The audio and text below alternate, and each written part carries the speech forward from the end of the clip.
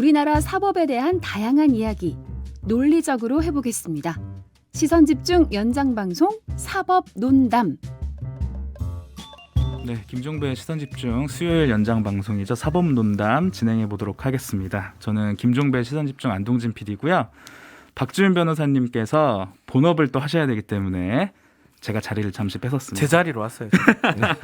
여기가 편하세요? 거기가 편하세요? 사실은 진행하는 것보다 저는 패널 하는 게 좀 더 나은 것 같습니다. 근데 진행을 너무 잘 지금 해주시고 계셔갖고 너무 감사한 마음입니다. 써주는 대로 그냥 했고 너무 또 인터뷰이들이 너무 또 잘 말씀 잘하시는 분들이라서 네네.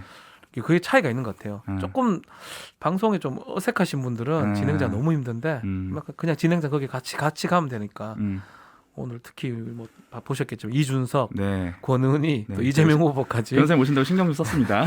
아주 뭐 각당의 가장 센 사람들이 다 나와서 뭐 하여튼 즐겁게 방송을 한 것 같습니다. 네, 좀 끝까지 좀 잘 부탁드리겠습니다. 알겠습니다. 다들 건강 조심하시고요. 천하람 변호사님 오셨습니다. 아이고, 예, 전남 순천의 천하람입니다. 네, 잘 지내시죠? 안 그래도 저도 바깥에서 듣고 있었는데 역시 싸움 구경이 정말 재밌다. 이게 우리랑 국민의당이랑 당내 얘기인데 너무 흥미롭게만 보시면 안 되잖아요. 뭐 제가 뭐 어떻게 할 수 있는 건 아니니까요. 그래서 일단 뭐 박지훈 변호사님 진행하시는데 너무 재밌어가지고 저도 너무 잘 들었고 제가 이제 최근에는 유세를 많이 다니잖아요. 어제도 하루 종일 유세 다니고 순천의 아랫장에서 이렇게 다니는데 사법논담 얘기를 진짜 많이 하시더라고요. 근데 대체로 이제 뭐 박지훈 변호사님 좋아하는 분들이 많긴 한데 그래도 많이 보시니까 그래서 유세 중이지만 꼭 우리 사법논담 와야겠다 해서 어제 막차 타고 올라왔어요. 그 얘기를 꼭 드리고 싶은 게 우리 이제 천하람 위원장님 뭐 유세도 가고 목을 많이 쓰잖아요. 정치인들이. 이준석 대표는 보니까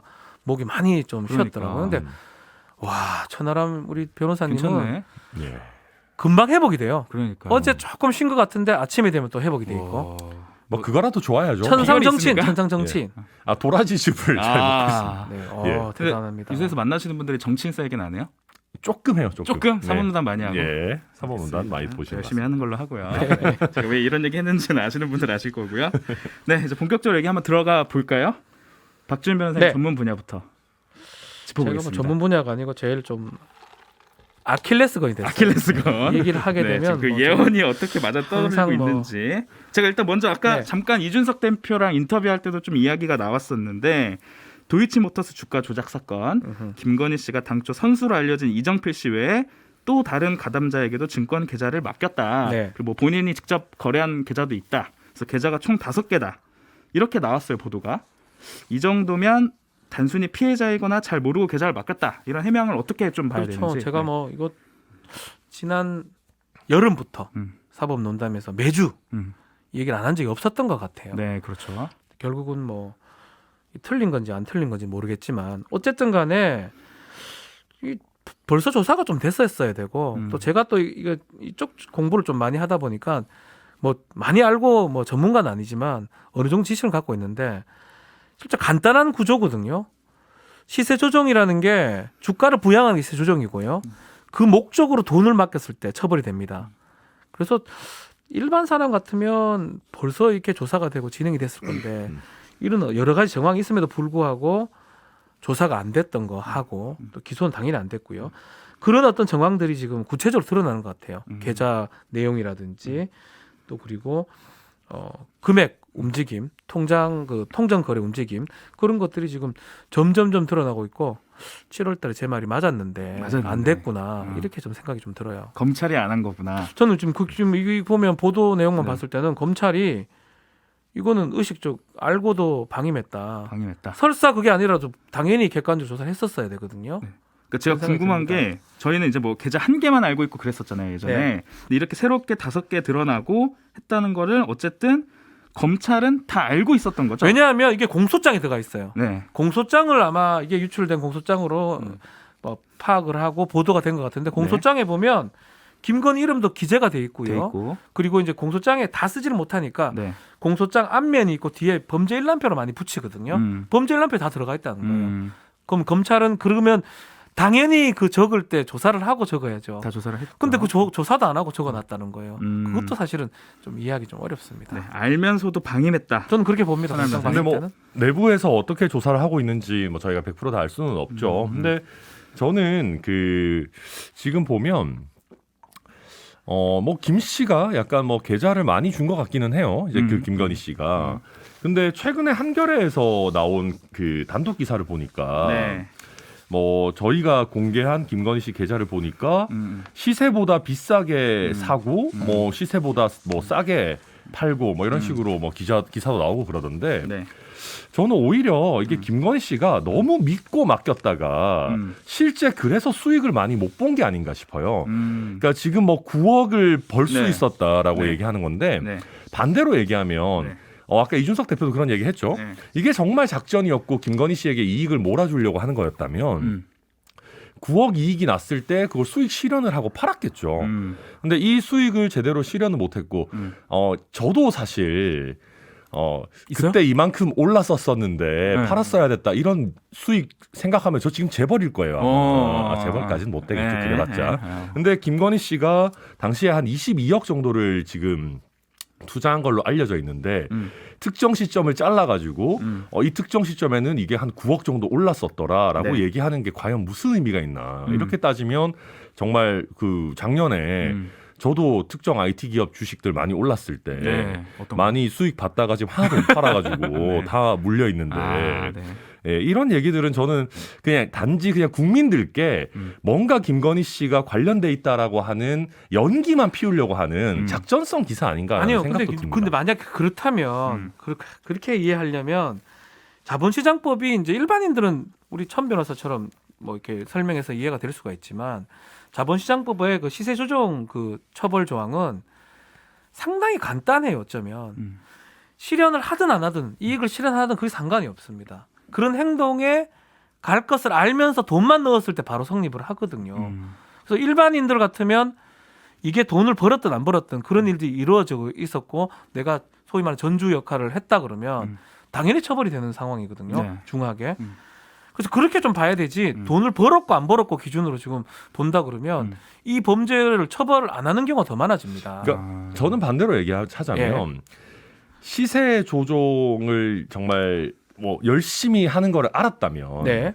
저는 김건희 씨가 과연 이 사람들을 이을 가만히 놔뒀을까 싶을 정도예요. 그러니까 어떤 무슨 말이냐면 이 정도까지 22억이나 투자했는데 실제 얻은 이익은 지금 몇 천만 원 수준이라는 거지 않습니까? 네. 과연 그렇다면 김건희 씨가 만약에 정말 시세 조종인 걸 알았다면 그런 대화들이 남아 있을 수도 있습니다. 예컨대 야 이거 무조건 시세 올려가지고 나 돈 따게 해준다더니 왜 그러냐 뭐 그런 식의 근데 물적 증거 서로 뭐 페이스북 뭐 메신저라든지 뭐 이런 대화들은 전혀 남아 있지 않은 것 같아요. 현재까지 김건희 씨가 전혀 사법 처리 안 되고 있는 걸 보면 네.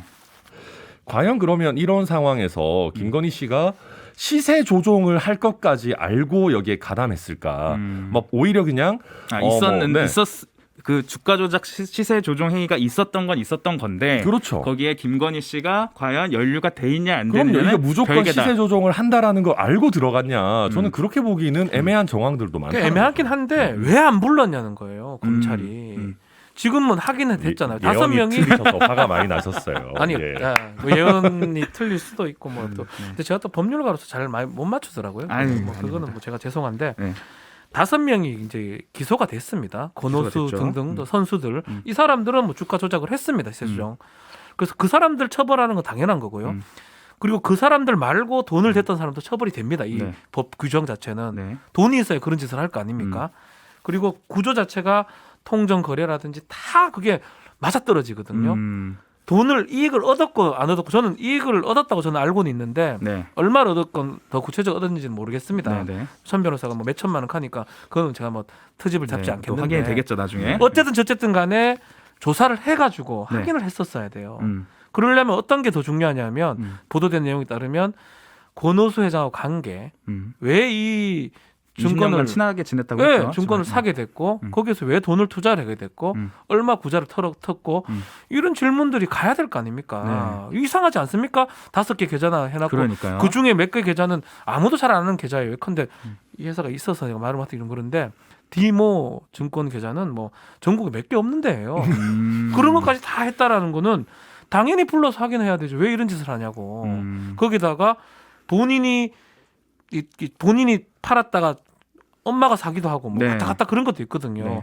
그거가 과연 모르고 일어난 건지 왜 이런 것도 있는데 아무 말도 안 했는지 그거 확인이 돼야 되는 거 아닙니까? 그러니까 예. 디모 증권 뭔가 1분의 1패 같은 네, 느낌인데, 나오더라고요. 그러니까 저는 이게 뭐 저희가 다 사실 완벽하게 사실관계를 알 수 없는 상황에서 서로 추측을 하고 있는 네, 거지만, 맞습니다. 그러니까 저는 그랬을 수 있다고 봐요. 이게 시세 조종이라는 거는 알아야지 범죄가 되는 건데 그런 게 아니라 이 사람들이 그냥 우리가 주식 투자 잘하니까 뭐 아니면 예컨대 이 회사에 대해서 우리가 잘 알고 있으니까.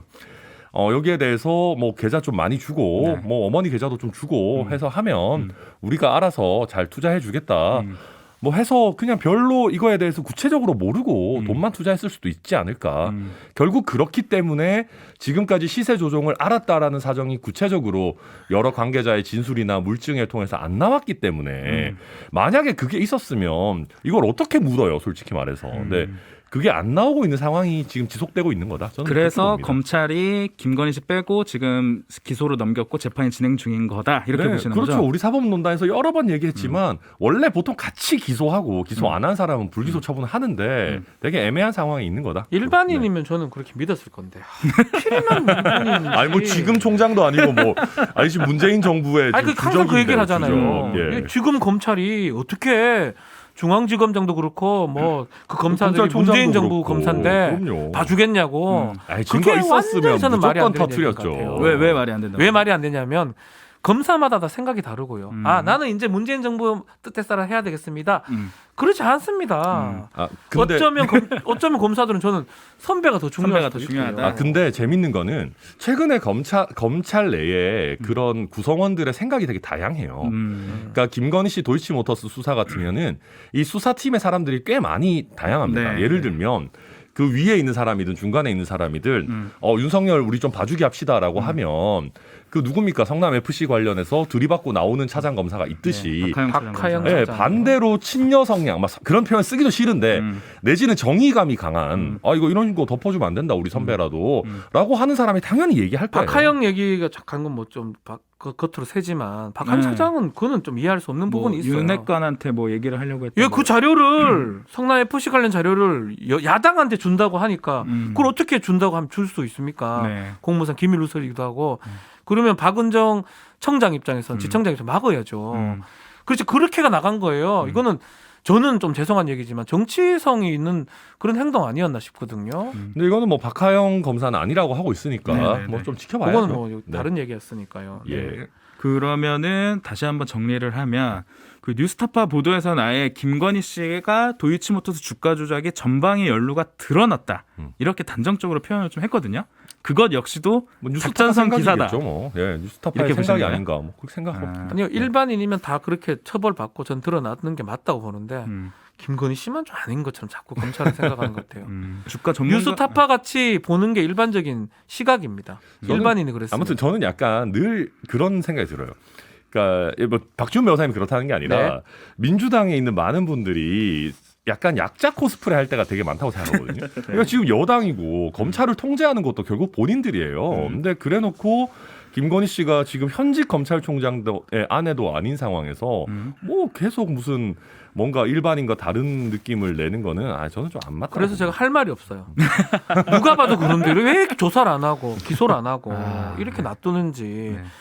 지난 7월부터 제가 계속 얘기를 하면 추석 때 할 거다라고 얘기했다가 그랬죠. 이정필이 그새 구속영장 기각되고 도망갔다가 네. 잡혔을 때 할 거다 하다가 권오수 입건됐을 때 할 거다 하다가 지난 12월 달에 작년 12월 달에 권오수 등등 기소될 때 할 거다 하다가 결국 이까지 온 거잖아요 지금. 거의 반년이 지났는데 그 사이에 이 많은 자료들이 정리가 됐고 공소장이라는 건 뭐냐면 조사했던 거를 그러니까요. 그대로 기소를 하는 거거든요 재판부에.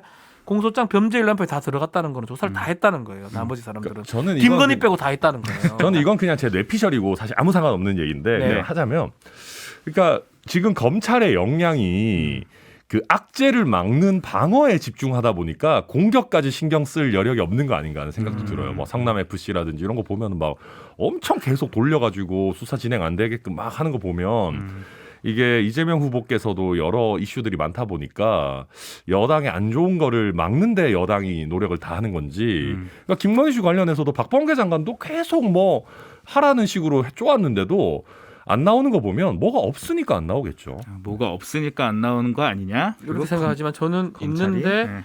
의식적으로 수사를 하지 않는 게 검찰이 아니냐. 수사를 안 하고 있는 거 아니냐?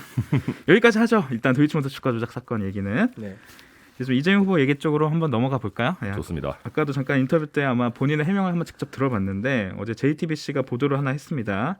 이재명 후보의 정치 자금 내역을 분석했는데 2017년과 지난 경선 때 경호 목적으로 성남시에 있는 한 신생회사에 돈을 지불했다. 근데 이게 페이퍼 컴퍼니로 의심된다.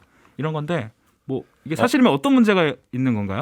네, 이게 이제 저희가 정치 자금 같은 경우는 지출하는 게 그래도 생각보다 엄격하게 관리가 됩니다. 저희가 선관위에 다 신고도 해야 되고 쓸 수 있는 항목이나 이런 부분들도 정해져가 있죠.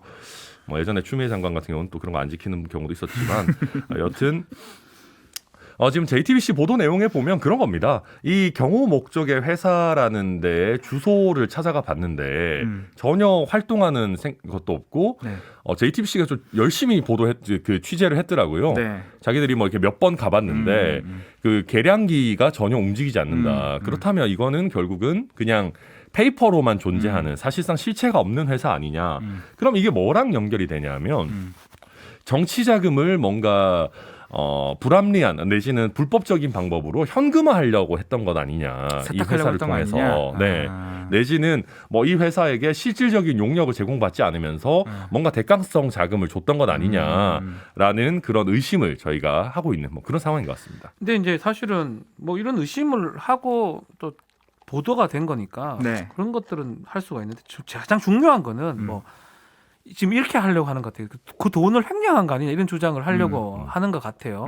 횡령 내지 정치 자금을 함부로 쓰는 거. 네. 근데 가장 중요한 거는 제대로 사용이 됐는지 집행이 됐는지 거기다가 뭐 어떻게 썼는지 부분인데 뭐 지금 민주당 쪽에 선대위의 해명을 보면 쓴 거는 맞다. 다만 전산하면서 경호라고 했고 뭐 그 업체가 망현 업체인지 무허가 업체인지 이런 건 알 수가 없다. 그러니까 만약에 진짜 없는 회사 만들어서 돈을 빼먹기 위해서 했다 그러면 이거는 뭐 그러니까 심각한 궁금한 부분인데 게 만약에 그 회사가 만약에 페이퍼 컴퍼니나 뭐 약간 좀 부실한 회사라고 쳐도 거기다 돈 집행된 것 자체가 그렇죠. 저는 그 법적인 말이에요. 문제가 되는 건 아니죠. 아니죠. 그러니까 실제 거기서 예, 했으면 돼요. 집행을 했으면. 그러니까 여기는 경호라고 써놨는데 경호는 아니었다고 지금 민주당 쪽에서는 해명을 하고 있고 현장 인력 지원이다 뭐 이런 이렇게 식으로 얘기하고 그렇죠. 있는데 근데 저는 조금 애매하긴 해요. 왜냐하면 이게 경호는 오늘 이제 후보님도 하시면서 뭐 경찰이 해주니까 별로 필요 없다라고 네. 말씀하셨고 맞아요.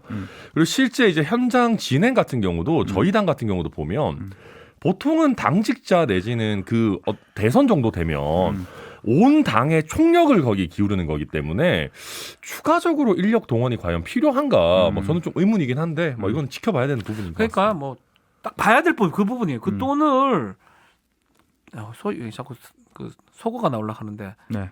먹었냐 이게 중요한 거거든요. 난 엄청 긴장했는데 그 정도는 괜찮은 거 아니에요? 뭐 유튜브에 슈킹 다른 그 얘기하려고 그래서 슈킹 얘기를 하려고 그래서 죄송합니다. 슈킹이 되면 횡령이 되고요. 근데 이거는 정치자금 위반이 되겠죠. 그 돈을 쓰지 않았는데 그거는 어쨌든 뭔가 새로운 사실관계가 드러나야지만 알 수 있는 그렇죠. 건데 이거 정도까지는 지금 추측인 거 아닌가요? 근데 이제 그러니까 저는 약간 걱정이라면 걱정인 네. 부분을 이재명 후보 걱정해 주시군요. 왜냐하면 이거를 과연 제대로 된 증빙을 남겨놨을지 모르겠어요. 왜냐하면 인력을 공급받았으면 뭐 그렇다고 해서 오늘 온 인력 그 현장 그 진행 요원들이 이 사람입니다 해서 다 단체 사진을 찍어놓지 않았을 거 아니에요. 그러면 이 논란이 생각보다 빨리 진화가 안 될 수도 있다. 뭐 그런 생각 듭니다. 뭐 저는 뭐 돈 쓰는 거 아마 다 있을 것 같고요. 또 이게 선거관리위원회 다 보고하고 입력 자체를 다 해야 되거든요. 입력하는 과정에서 경호라고 했다고 합니다. 그래서 오해받는 여지도 있다고 하고요. 페이퍼 컴퍼니나 이거 되면 아니지만 네. 예컨대 뭐 좀 부적합한 업체일 수는 있어요. 그렇죠. 돈만 썼으면 사실은 저는 아무 문제가 네. 없다 근데 생각이 들어요. 아무튼 그 그거는 업체의 근데 문제지 선거하는 사람의 문제는 아니라고 봐야 되겠죠. 그러니까 근데 저는 아무튼 이게 생각보다 복잡할 수도 있어요. 왜냐하면 저도 지난번에 총선 끝나고 이렇게 막 신고하고 하다 보니까 이게 그 목적이랑 용도 이런 걸 좀 엄격하게 보는 게 있어요. 엄격하게 봐야죠. 우리 세금 들어가는 건데. 세금이니까 실제로 네. 세금은 아니지만 아무튼 뭐 네네, 여러 가지 그런 정치 자금이니까. 세금 네. 근데 이게 경호라고 썼으면 원래는 경호 목적으로 썼었어야 되는 건데 지금 JTBC 보도에 따르면 이 사람들이 경호와 관련된 뭐 허가나 뭐 이런 어떤 그런 게 없는 회사다라고 하니까 최소한 불성실 신고 뭐 이런 부분이 문제될 소지는 있을 것 같다. 뭐 저는 그렇게 일단 예상은 됩니다. 뭐 짚은 김에 하나 더 짚죠. 국민의힘에서 지금 이재명 후보 옆집 의혹도 계속 제기를 하고 너무 있잖아요. 재밌죠, 옆집. 네. 재밌어요? 네, 되게 재밌어요. 그 결국에 이제 핵심은 공금 들여서 비선 캠프 운영한 거 아니냐, 공직자 시절부터. 근데 이제 어제 이현욱 전 사장 현재는 민주당 선대에 소속이 돼 있습니다. 만약 문제가 있으면 자기를 공직선거법 위반으로 고발해라. 내가 무죄면 원희룡 본부장 정계 은퇴해라. 이렇게 자신 있게 얘기하던데. 아니 뭐 우상호 의원부터 정계 은퇴해야 될 것 같은데 뭐 본인들이 뭐 정계 은퇴 얘기하시니까 최근에 김재원 최고위원이 그런 얘기를 했죠. 그 집에서 돼지를 키우는 줄 알았더니 기생충이 있더라, 뭐 옆집에. 저도 그거 보고 와, 내가 민주당 지지자면 김재원 최고위원 진짜 싫겠다 이런 생각을 하기도 했는데 여튼 이게 저희가 봤을 때 이거와 관련해서 의혹들이 정말 많이 나오고 있어요. 네. 예컨대 이 합숙소를 총괄해서 이렇게 운영하는 분이 이재명 후보의 시장 시절부터 10년 넘게 비서실장을 했던 분이다. 그리고 이재명 후보가 그 원래 지금 살고 계시는 집에 산 게 뭐 98년부터이기 때문에 이 집이 이재명 후보 옆집이라는 거를 모를 수가 없었다. 뭐 이현욱 그 전 사장 같은 경우는 자기는 뭐 전혀 몰랐고 그냥 뭐 우연으로 된 거다라고 하는데 재밌는 거는 그러면서 왜 합숙소 면적 기준은 어겼는지에 대해서는 답을 못 하거든요. 그러니까 저도 이해할 수 있을 것 같아요. 면적 기준 지켰으면 그냥 뭐 집 알아보다가 뭐 네이버 부동산 같은 거 보다가 그냥 생각 없이 이렇게 했을 수도 있을 것 같은데 굳이 면적 기준을 어겨서까지 왜 이 집을 선택했었어야만 했나.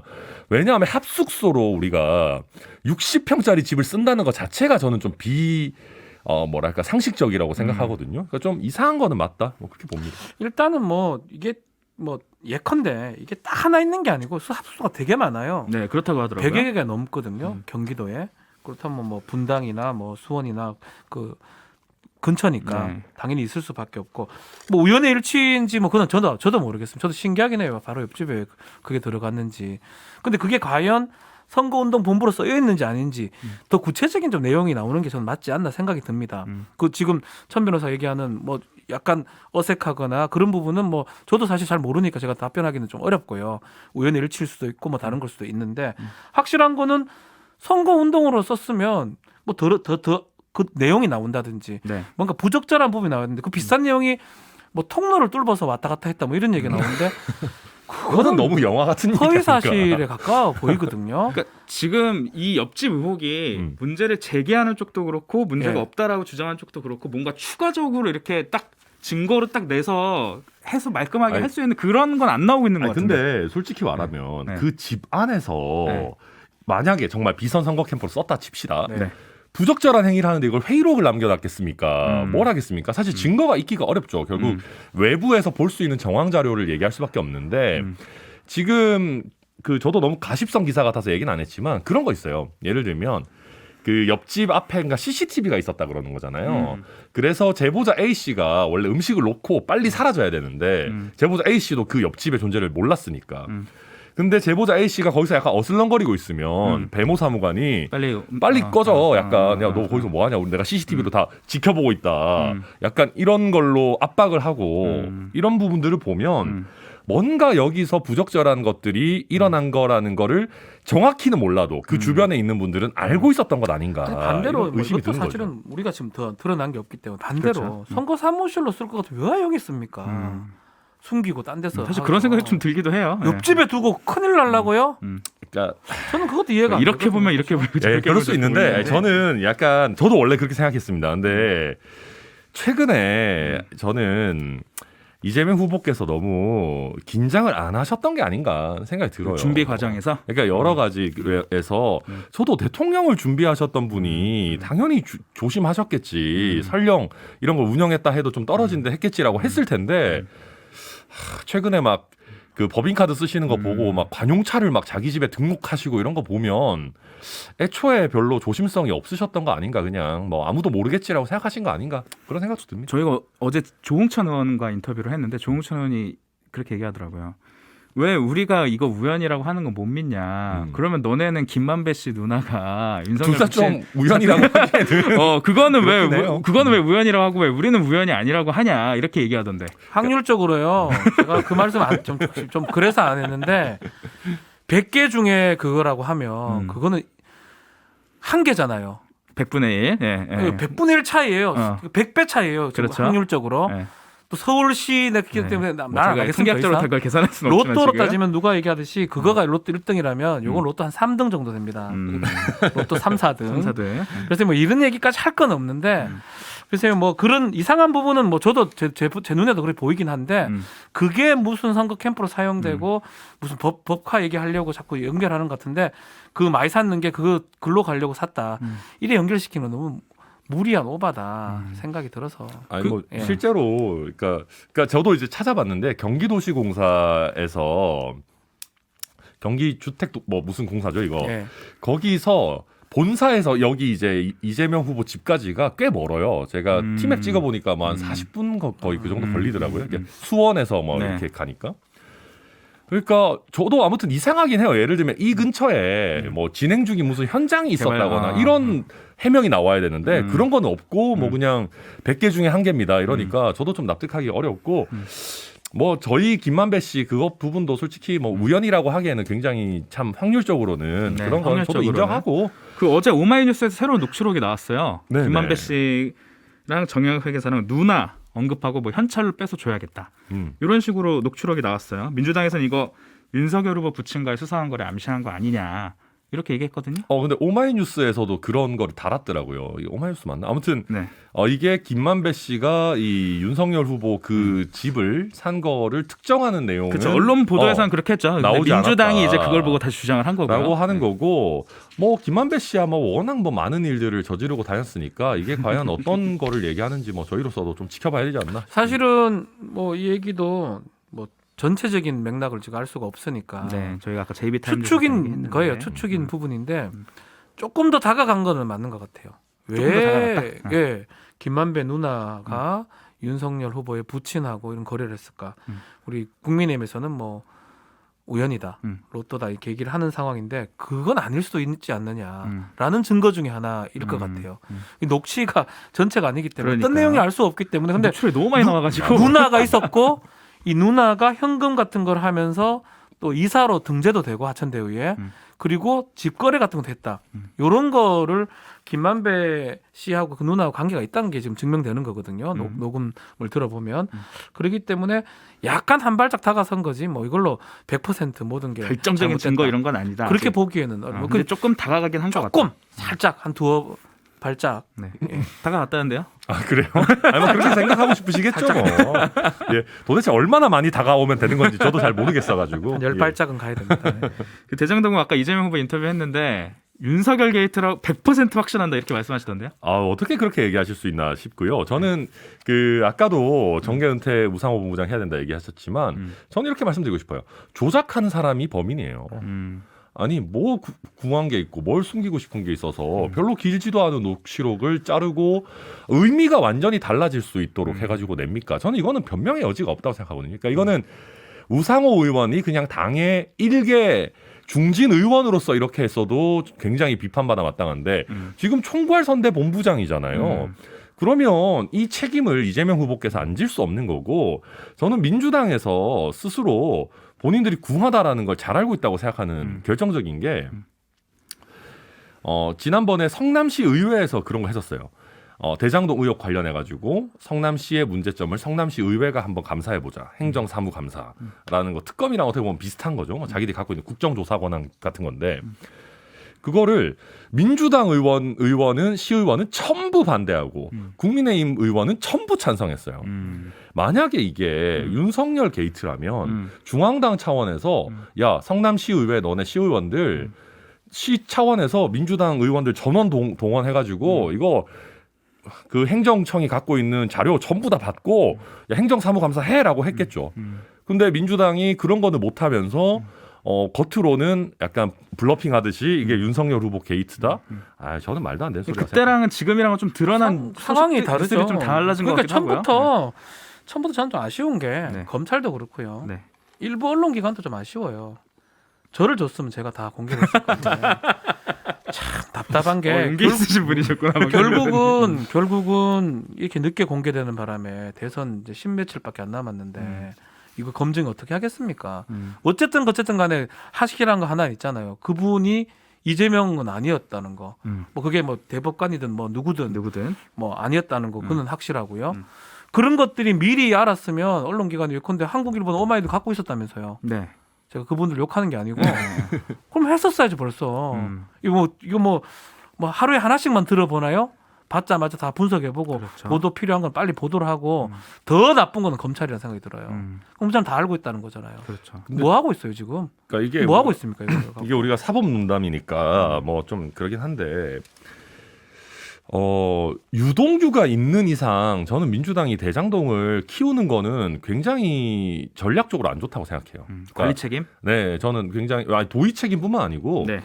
저는 유동규가 만약에 본인 윗선이 없고 그냥 유동규만 있었다면 저는 맥시멈이 한 50억 클럽 정도가 아니었나. 좀 많이 쳐준다고 해도 한 70억 클럽이지 않을까. 근데 700억 클럽에 들어가려고 하면은 이거는 단순히 내가 그냥 이재명 후보랑 친해요 이 정도 수준이면 안 되거든요. 그러니까 녹취록에도 이재명이는 유한기가 뭐 하면 되지 이런 식의 얘기도 나오는데 저는 그런 것처럼 유동규 본부장이 이 대장동 건에 관련해서는 거의 최종적인 의사결정에 영향을 미칠 수 있는 수준이 그러니까 그렇게 판단이 되지 않고서는 저는 700억을 준다고 약속을 할 수는 없다고 생각하거든요. 그러니까 그런 면에서 이런 최근에 보니까 이재명 후보께서 작사하신 노래 뮤직비디오에도 유동규 씨가 나오시던데 그래서 저는 이거를 왜 굳이 쟁점화를 하시는지 솔직히 좀 잘 이해는 안 됩니다. 그래서 유동규 씨 빼고 나머지는 다 법조인들이거든요. 네. 법조, 이른바 법조와 관련된 그렇죠. 사람들, 네. 김만배 씨를 비롯해서 그렇기 때문에 유동규 씨한테 700억 간 것도 사실은 말만 지금 있는 거고 금액이 같다라는 거는 뭐 확인된 바가 사실 아직 없습니다. 네. 주겠다 뭐 이런 네. 얘기했다는 녹음 자료에 있다라는 건데 확인이 좀 돼야 될 부분이에요. 그럼 이거는 저는 끝나더라도 제가 계속 얘기를 하지만 특검을 하든 뭘 하든 간에 꼭 밝혀야 된다. 왜냐하면 궁금해요. 대법관이 무슨 역할을 할 수 있을까? 제가 그러니까요. 궁금해요. 저도 궁금해요. 검찰 저 같은 변호사는 뭐 어떻게 살기에 아무도 모르고 있었을까 이런 생각도 하면서 대법관이라는 사람이 현직 대법관이라는 사람이 왜 문제가 되고 대법관 나온 사람이 뭐가 아쉬워서 몇십억을 받아 먹으려 죄송합니다. 검찰 출신 뭐 아직 우리 법조계에서는 최고로 유명하신 분들이 다 걸려 있거든요. 네. 그런 것들이 좀 확인이 좀 돼야 되지 않나. 저도. 그리고 제가 한 말씀만 더 드리고 싶은 게 자꾸 검찰이 아쉬운 게 자꾸 그런 생각이 들어요. 자기 선배들이 자꾸 엮여 있으니까 법조 선배이기도 하잖아요. 그렇죠. 그 대법관들도 네. 혹시 팔이 안으로 구분 가는가. 그 저- 생각이 자꾸 그걸 이재명 들어서 후보한테 약간 뒤집어 씌우기를 하려고 저는 하는 그런 거 느낌 아닙니까? 자꾸 들어요. 그걸 봤으면 양심 있는 사람이라면 그게 언론이든 검찰이든 막았어야죠. 대선이 지금 이까지 하고 모든 국민의 절반이 그분을 이재명으로 지금 알고 있는데 네. 마구 막았어야죠. 그러다 보니까 이재명 후보 입장에서 답답하니까 네. 판례를 갖고 온 거예요. 그 아까 천 변호사님이 말씀하신 것 중에 그러니까 유동규가 윗선이 없었으면 이렇게 했겠냐라고 말씀하셨잖아요. 그렇죠. 근데 그러면은 여태까지 이렇게 많은 녹취록들이 공개됐는데 거기서 뭔가 한 번이라도 이재명 후보에 대한 언급이 그러니까 관련돼서 직접적으로 언급이 한 번이라도 있지 않았을까요?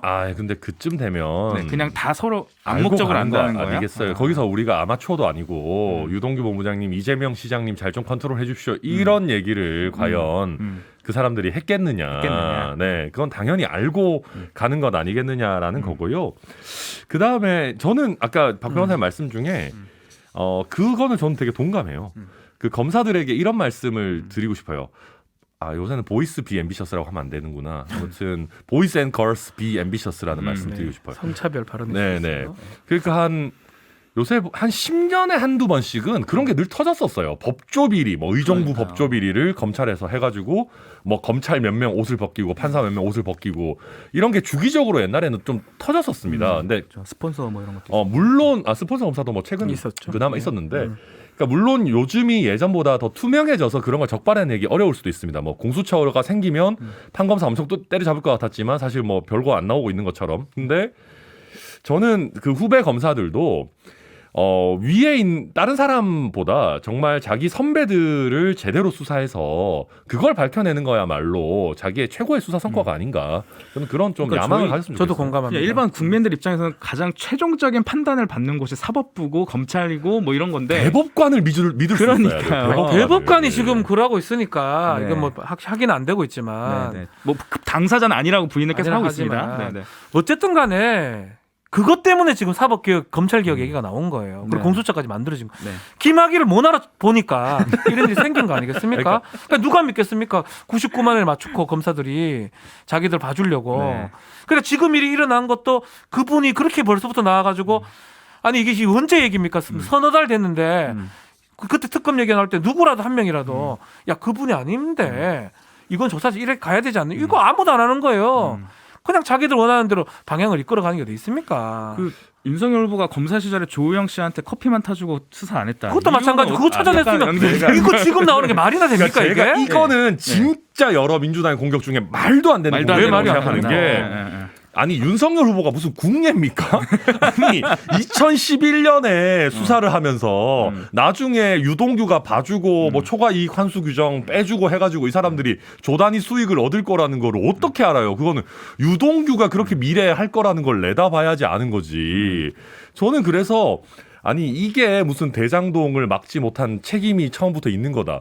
아니 2011년에 이렇게 하는데 대장동 사업이 이렇게 막장으로 치달아가지고 민간업자들에게 이익 몰아주는지 어떻게 합니까? 그 말이 이걸. 아니고 결과론적으로 됐다는 거예요. 결과론적으로 이렇게 국민의힘이 싫어하잖아요. 이렇게 국민의힘 또 이렇게 얘기하더라고 윤석열 후보는 3억 투자해서 몇조 버더 아니에요. 그건 아닌다. 하여튼 그렇게 만든 거에 어쩌면 결정적 계기가 그때 그 대출 비리 사건을 수사를 제대로 했으면 이런 일이 안 생겼을 이 말인 거죠. 근데 저는 이거는 그러니까 물론 그러니까 검사나 경찰이 수사를 해서 모든 범죄 관련 범죄를 미연에 방지하면 좋겠죠. 근데 이게 예를 들면 대장동 사업이 아직 그렇게 본격화도 되지 그러니까 않은 상황에서 대장동 근데 제가 사업을 궁금한 게 2011년 당시에 그 부산저축은행 사건 그 당시에 네. 조우영 씨가 처벌을 받았어야 안 되는 받았죠. 건 근데 처벌을 받았어야 되는 건 맞는 건가요? 예, 받아야 되죠. 뭐 사건을 뭐 다들 우리 청취자분들 많이 아실 건데 부산저축의 특혜 비리 사건이에요. 1,880억 네. 정도를 네. 특혜로 대출해주고 네. 그거 관련해서 알선죄로 이제 조사를 받았는데 조우영만 빠져나갑니다. 조우영은 빠져나가고 2015년도 한참 지나서 똑같은 사건으로 처벌이 됩니다. 징역 2년 6개월을 받고요. 그 1,880억 중에 1,000억 원 정도가 이 하천대유 대장동 사업 대출이에요. 그럼 만약 그 사람이 근데 그때 그러면 그때 그 기록이 있었으면 여기 간 거 이거 뭐예요라고 물어봤을 수. 그래서 지금 얘기가 오늘 녹음 자료 싶은데? 보면 이 김만배랑 이게 저 남욱의 진술 자료죠. 보면 조우영이 조사받으러 갈 때 첫 번째는 좀 힘들게 받았더만 두 번째는 커피 한 잔 마시고 오면 그러니까. 된다라고. 근데 그대로 한다. 됐다는 그 거. 당시에 박영수 특검이 전관 변호사였고요. 그래서 그게 작동했기 때문에 주인 검사는 윤석열 검사였고. 이게 뭐가 이상합니까? 이게? 그러니까 저는 그렇게 생각해요. 그러니까 이 사람들, 그러니까 이미 대장동의 내부적인 이런 걸 알고 있었던 사람들은 본인들이 이미 마음을 졸이고 있었겠죠. 그러니까 도둑이 제발 저리듯이 제발 저리고 있었는데 이거 안 물어보니까 야 이거 안 물어보더라 우리 뭐 아예 안 하고 뭐 문제 없이 도둑이 제발 지나갔다. 저렸다. 도둑이 제발 저려서 야 이거 진짜 다행이다 막 이랬던 걸 수도 있다. 그리고 과연 이 상황에서 이거의 수사에서의 중요성이나 비중이 어땠는지는 그 전체 수사 과정을 봐야 돼요. 나중에 와서 이 사람이 이런 게 있었는데 왜 못 잡아냈냐라고 말하기 시작하면 세상 일이 한도 끝도 없다. 저는 그런 말씀 드리겠습니다. 어쨌든 뭐 큰 관련성이 있었던 게 좀 더 확인되는 게 아니냐. 커피 얘기가 나왔던 게 자체가 사실은 커피 게이트다 이런 얘기도 하시더라고요. 저희도 이제 마시겠는데. 이런 얘기를 그냥 전에는 들어봤어요. 저희 같은 뭐 힘없는 변호사는 사건은 직접 하실 때. 예. 저희 같은 변호사들은 뭐 할 수 있는 게 없고 커피를 직접 타 먹죠. 타주진 않죠. 맞아. 우리는 약간 공손하게 옆에 이렇게 거기 있어요. 이렇게 예, 사실은. 있어요. 실무관께서 예. 말씀을 하면 타 먹죠. 뭐 그래서 타 먹지도 않아요. 뭐 그거 가서 커피 먹고 싶겠습니까? 그러니까요. 조사받는데. 근데 그런데 좀 건너 들어보면 차도 타주고 커피 말고 또 보이차 딴 차도 준다. 뭐 이런 보이차. 얘기가 있던데 그게 이제 확인된 것 같기도 하고 그러려면 최소한 전관 출신의 특히 검찰 출신 전관 출신의 변호사가 수임이 되든 수임이 안 되더라도 우리 소위 말하던 전화 변론, 몰래 변론 얘기하잖아요. 전화로 들어가야 된다. 그 돈을 이제 받고 원래 참고인에서 피의자로 갈 거를 막아준다. 막 그런 것들이 작동된 게 아니냐라는 거거든. 근데 정황상으로 맞아요. 특수부 출신의 중수부장을 하던 박영수 변호사, 가장 친했던 윤석열 검사, 당시 검사, 그리고 4년 후에 처벌받는데 그 당시에는 변호사 잘 선임해서 처벌 안 받고 커피만 한 잔 먹고 나왔고 요 얘기가 지금 되는 거 아닙니까?